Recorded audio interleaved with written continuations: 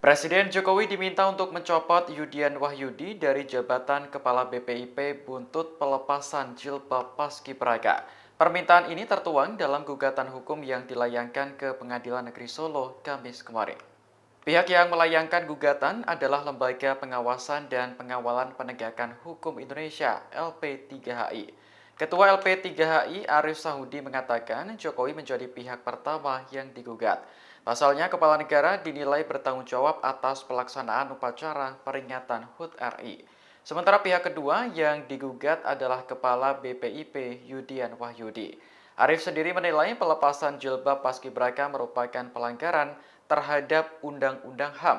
Padahal menurutnya, sejak reformasi hingga tahun 2023, tidak ada pelarangan bagi anggota Putri Paskibraka Nasional mengenakan jilbab saat bertugas.